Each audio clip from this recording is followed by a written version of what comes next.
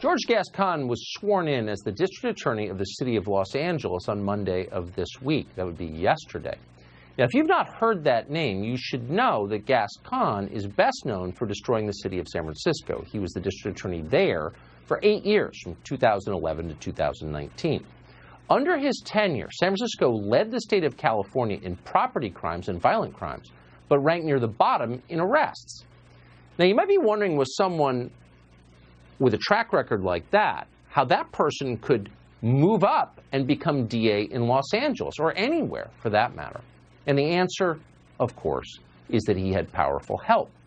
Gascon's campaign received millions of dollars from George Soros and other left-wing donors, people who don't live anywhere near the communities he plans to destroy.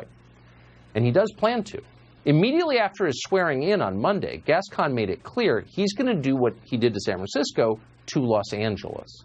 He declared that prosecutors will not pursue most cases of, among other things, trespassing, drug possession, disturbing the peace, resisting arrest. Here's how he broke the news. And we criminalize behavior largely associated with poverty, loitering, drinking in public, public intoxication, possession of drugs and paraphernalia, and more. So poor people just can't help themselves.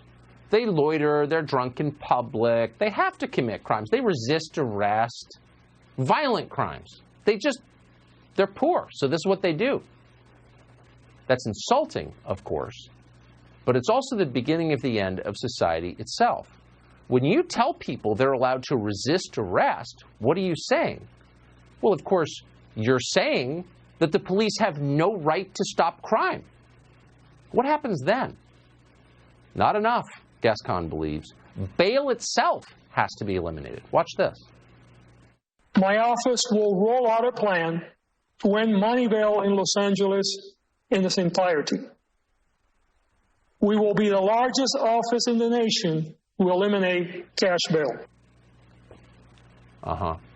And not just cash bail, and not just decriminalizing resisting arrest and public drunkenness, but the death penalty. Needless to say, that's racist too. Racism and the death penalty in our country are inextricably intertwined. The reality is that the death penalty does not make us safer. It is racist, and beginning today, is off the table in LA County. Mark Tebow is a former deputy district attorney in Los Angeles. He stepped down a couple of months ago. He joins us to assess what these changes mean for his city, the second biggest in our country. Thanks so much for joining us tonight. We appreciate it. Thank you. What do you think this means? I mean, take the politics out of it. What are the practical effects of these changes on the city of Los Angeles, do you believe? I think you said it when you said he's going to destroy Los Angeles. It's kind of ironic that yesterday when he made these proclamations, it was December 7th, Pearl Harbor Day, and then he carpet bombed the district attorney's office with 9 special directives, about 80 pages, that basically dismantles and throws out decades of policy that informed what prosecutors do every day. And he's doing it recklessly. He did it in 10 minutes in his speech. And basically what you said, despite what the law is, you know, in California on a regular basis, there's been legislation to do away with the death penalty. It's always been defeated. The people have voted the death penalty in, but he doesn't care what the people voted for. And cash bail was just recently, you know, defeated at the polls. He doesn't care what the public wants. He is not just the prosecutor. He's now the legislature. He's going to pick and decide what laws he likes and what laws he'll enforce and what laws he won't. And it's really not a prosecutor's office anymore. It's a second public defender's office. So it's a sad day for all the DAs. As you mentioned, I've just retired. I don't have to be there, but I'm sad about it. I did it for a long time, 35 years. I believe, for the most part, you know, there are always issues, but DAs in Los Angeles County try to do the right thing.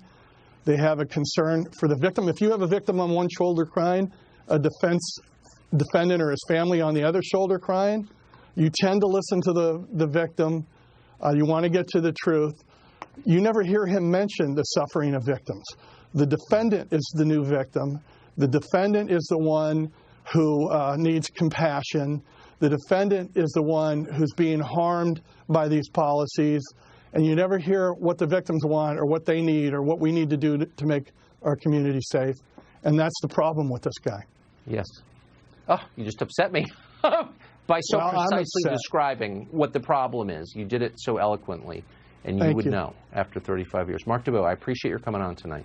Well, thank you. I can go on for hours. Thank you for having me.